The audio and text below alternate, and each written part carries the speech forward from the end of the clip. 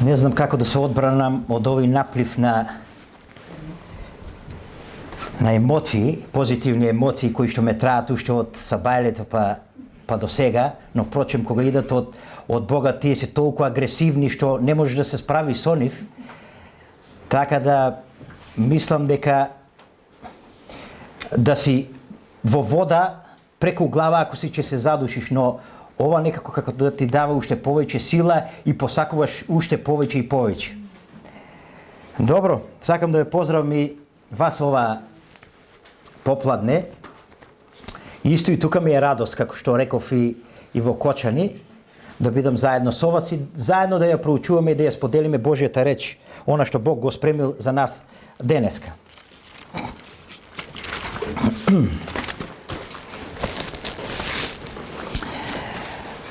Верувам дека меѓу нас нема ниту еден, барем еднаш во животот, што не слушнал една проповед, едно размислување или една тема за праведниот Јов и неговото неправедно и незаслужено страдање. Има ли таков некој да крене рака? Нема. Но што знаеме за Јов и неговиот живот после неговото страдање? Што знаеме за неговото семејство, за неговата жена и неговите деца? Затоа што после тие страшни неволји преку кои поминало Јововото семејство и самиот Јов, после она силно искушение за неговата вера, на крајот од книгата на Јов ние читаме за еден нов период во неговиот живот, за период на ицелување, за период на обнова и за период на нови благослови во Јововиот живот. Ако внимателно ја читаме последната глава од книгата за Јов од 16 стих, ние дознаваме дека Јов после тој период поживеал 140 години. Ајде да видиме што пишува таму. Да отвориме тие кои што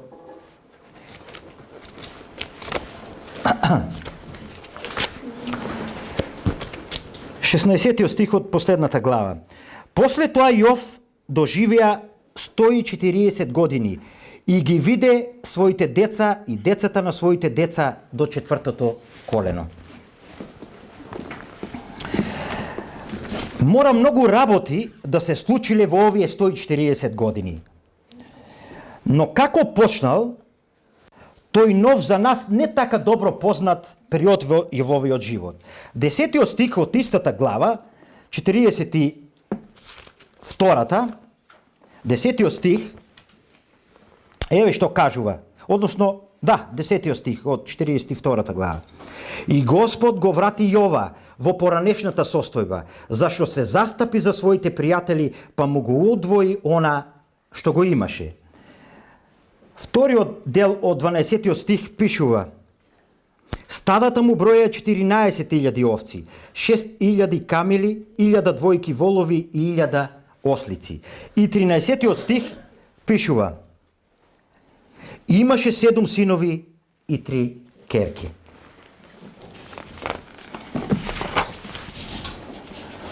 Колку деца имал Јов пред своето страдање? Исто толку 7 синови и 3 керки.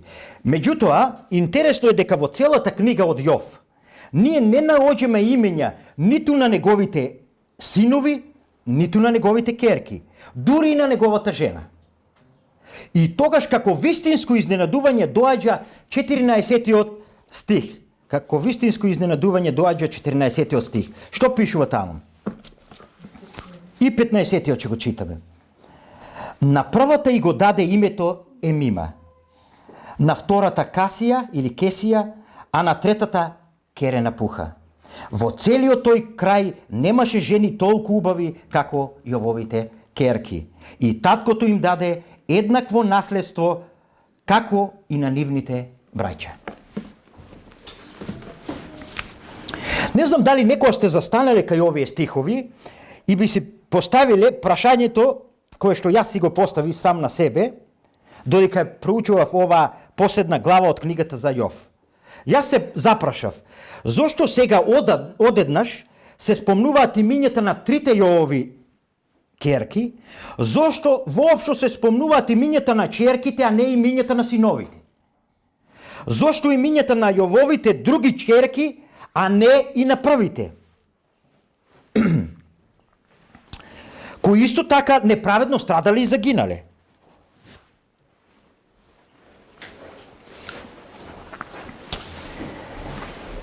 И изненадно ги изгубиле своите животи. Дали тие, првите, се спомнуваат, односно втори се спомнуваат затоа што биле воредно убави и надалеку познати по својата убавина, и што уопште треба да значи нагласувањето дека добиле наследство помеѓу своите браќа.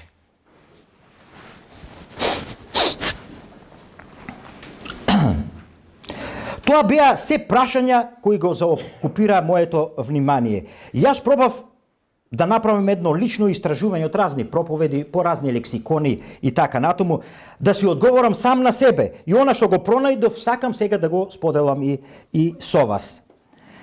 Вие сигурно знаете дека во она време децата ги добивале имињата или спрема околностите врзани околу нивното раѓање, или спрема некои рано исполнети карактерни особини. Неретко имињата на децата ги изразувале искуствата и на своите родители. Нивните секојдневни животни искуства и нивните духовни искуства со Бога. И ако само се сетиме на Сара, ако се сетиме таму на Рија, Рахила, Јосиф, Мојсей, и имињата на нивните деца, ќе видиме дека тоа е точно. Нивните имиња ги изразувале токму духовните и животните искуства на нивните родители. Ако би сакале да направиме една мала анализа и да погледнеме што значат имињата на Јововите ќерки, би можеле да дојдеме до следното сознание. Најстарата Јовова ќерка добила име како? Емима. А името Емима во лексикони најдов значи гулаб или гулабица. Некои ова име го тумачат и го преведуваат и како приврзаник или носител на мирот. Ако ова би требало на некој начин да го изрази Јововото животно искуство и неговото искуство со Бога, читајќи ги сите претходни поглавија за Јов, можеме да заклучиме дека Јов навистина бил приврзаник и носител на мирот или миротворец. И во својот дом, и во меѓучовечките односи. Тој бил миротворец дури во најтешките моменти со своите пријатели кои биле не така добри тешители, кои наместо да го тешат тие непрестано го критикували и напаѓале. Јас верувам дека во оној момент кога Емима дошла на свет, во Јововиот дом повторно настанал период на мир и благосостојба. Верувам дека Јов бил неизмерно благодарен на Бога за тоа и дека сакал тоа да го изрази и да го искаже преку името на својата ќерка Емима. Некои проучувачи на Библијата кажуваат дека тој период на страдањето на Јов траел многу кратко. Само 4 месеци. Не знам како иде тоа, но за нас еден ден неволја или страдање изгледа како вечност. Па не верувам дека така било во Јововиот живот. Но како и да е, тој период од животот се завршил. И потоа настално оној период на обнова. Он во тој период изгубил се што имал. Освен својот пук живот и жената своја. И кога сме веќе кај тоа, и тука работите не оделе така сјајно како што треба.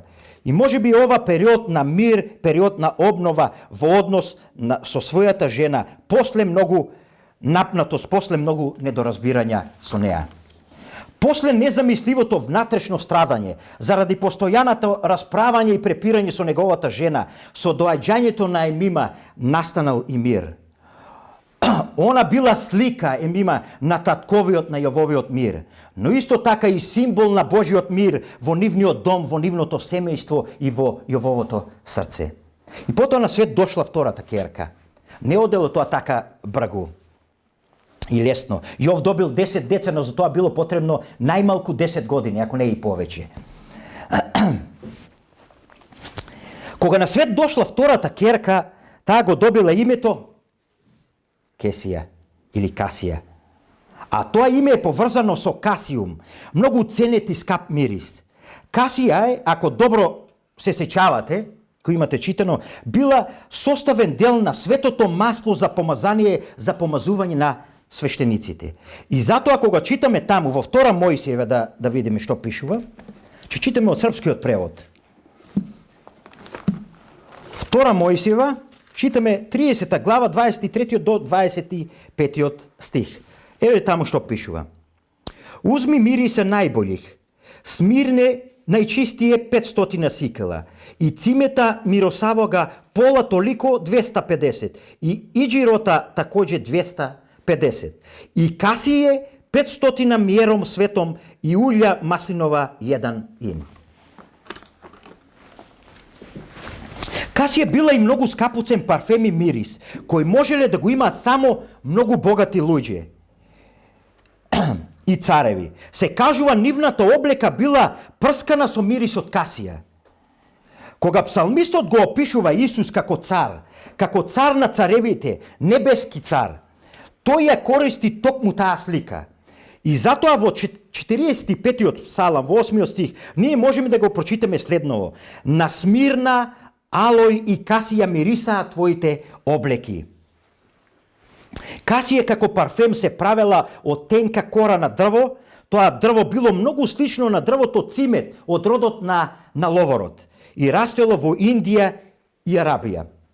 И после трговците тоа го разнесувале ширум светот, така да тоа стигнало дури до Тир, каде тројца трговци биле многу познати во трговијата со касија. Кои биле тие? Ајде да прочитаме. Во Езекија, читаме во Езекија, 27 глава, 19 стих. И Дан и Јаван и Мосел долажаху на сајмове твое, ураđено гвожде и касију и цимет мијењаху с тобом. Токму ова дека со касија се тргувало како многу скапоцен мирис. Меѓутоа, она што Библијата не ни го кажува, што не сознаваме од библиски извори, а дознаваме од некои историски извори, е дека касија се користела и како лековит балсам за лечење на кожни болести. И јас верувам дека кога касија се родила, била татков миом мирис со своето однесување, со својот карактер. Но исто така, таа можела да биде и подсетување на оној Божји балсам, оној Божји допир преку кој била излечена неговата болест на кожата на Јов. Таа истовремено би можела да биде и подсетување на драгоцениот мирис на Јововиот нов живот, тој нов период во неговиот живот. А потоа се родила и третата керка, најмалата, која го добила можеби и за нас необичното име.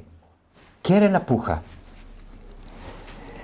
Иако ова име за нас е многу необично, тоа има нарочито убаво значење. Името Керена Пуха значи убавина, рамна на восхитување. Некои тоа име го поврзуваат со сад во кој се чувала црна боја за разубавување на очите, а таа боја се чувала во рог. Значи садот во кој се чувала таа боја уствари било рог, кој на еврејски се викал Керен или Квере. И по негово име тука е името добиено Керена Пуха.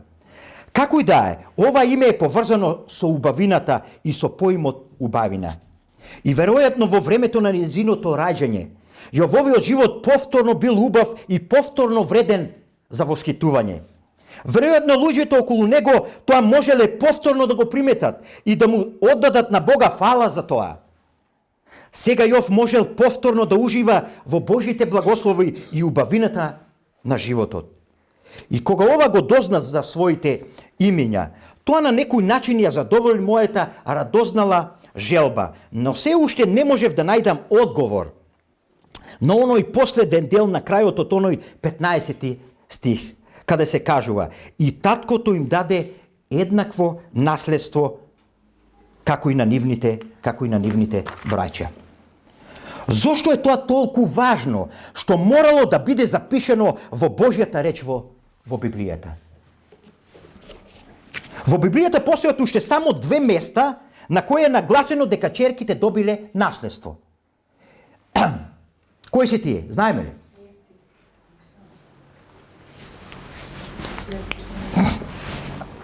Една од нив е халеевата керка Ахса, која на денот на својата свадба добила дар во вид на земја, се кажува во текстот, и водени извори.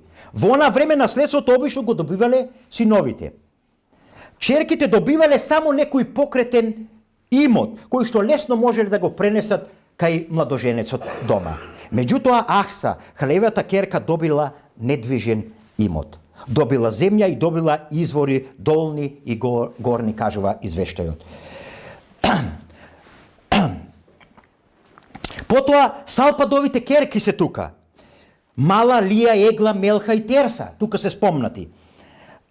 Затоа што нивниот татко Салпад умрел на патот спрема обеќаната земја. Меѓутоа пред Салпадовите черки и халеевата керка Ахса да добијат наследство, тоа наследство го добиле Јововите керки. Затоа што библиските коментатори и критичари кажуваат дека книгата за Јов е една од првите напишани, од првите библиски книги, и дека е најрано напишана. Што значи дека тие биле први што добиле наследство помеѓу своите браќа. Зошто тоа би требало да биде важно? Прашање. Зошто тоа е нагласено во Библијата? Што уствари нивното присуство? Присуството на Јововите керки би требало да значи присуството на Јововите черки помеѓу 7 нивни браќа. Или може би тоа прашање да го поставиме на еден малку подруг начин. Да прашаме, што се случува кога Емима, Мир, Касија, преубавиот скапоцен мирис и керена пуха, убавина вредна за восхит, живеат меѓу своите браќа? Што се случува? Одговорот е многу едноставен. Тогаш тука се присутни мирот, миомирисот и убавината на животот. 133 псалам, што кажува? Ајде, го знаеме. 133 псалам.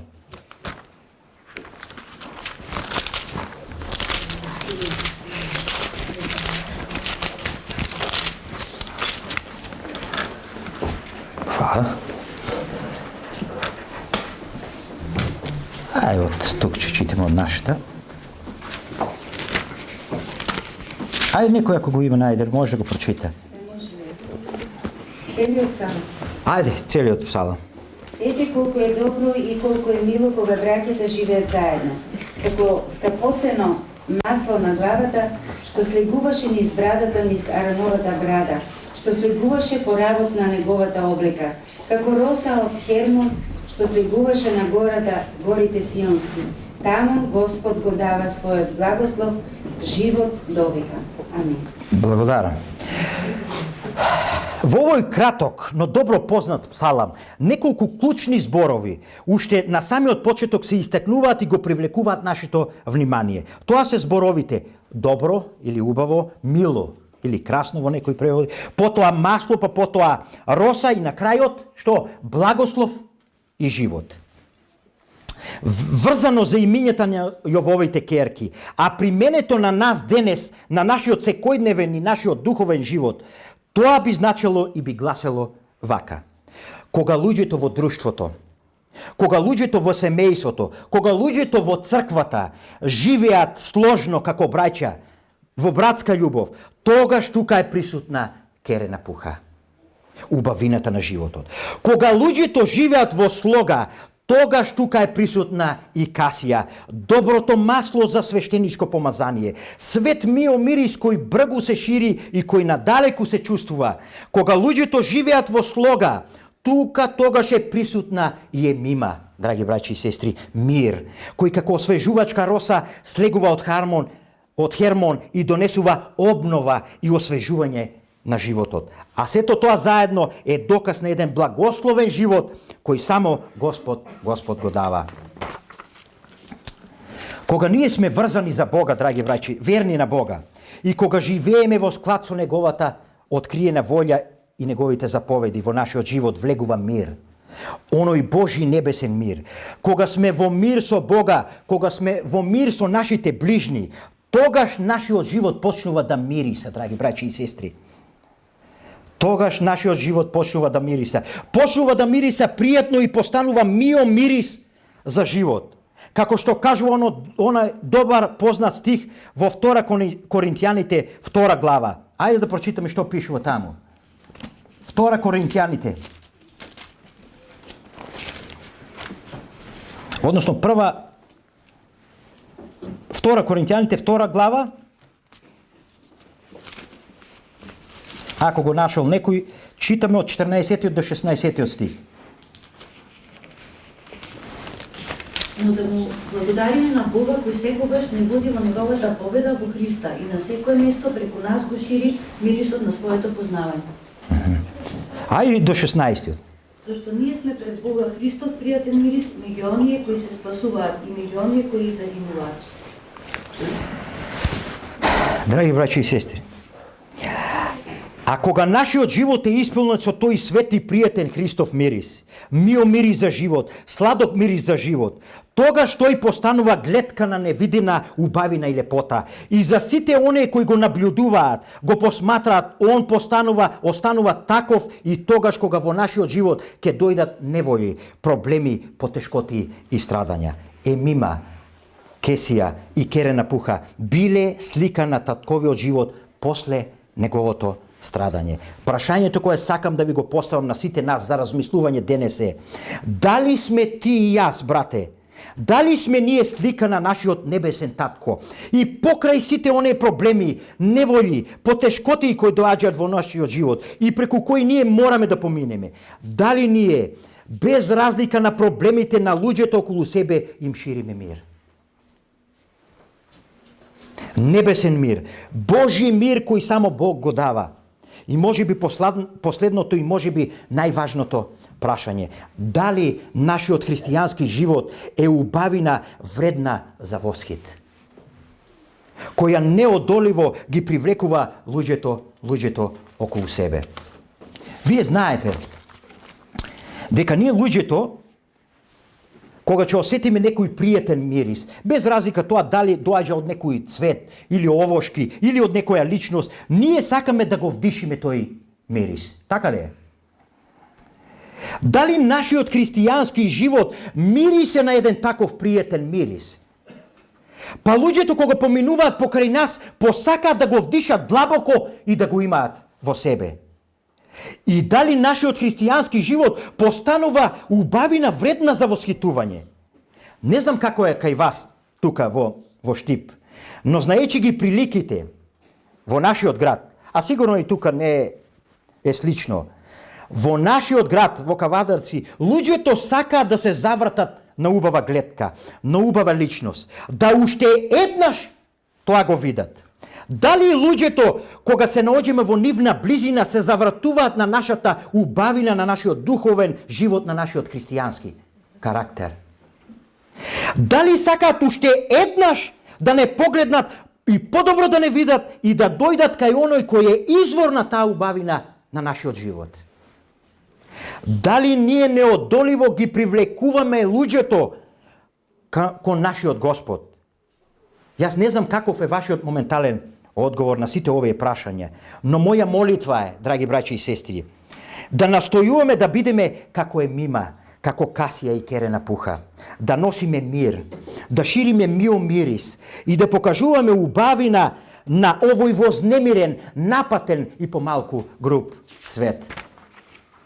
Моја молитва е додека ја објавуваме веста за спасението, да можеме да го допреме човечките срца со мирот, мио мирисот и со убавината на нашиот христијански живот. Да бидеме она што Емима и Кесија и Керена Пуха биле за Јов. Тие биле слика на неговиот живот во новиот период. Период на обновениот однос со луѓето и со Бога. Јас сакам ние сите да бидеме слика на нашиот небесен татко во новиот период, во новиот ден, во новиот момент од нашиот живот. И нека Бог ни помогне во тоа и нека не благослови на тој пат. Амин.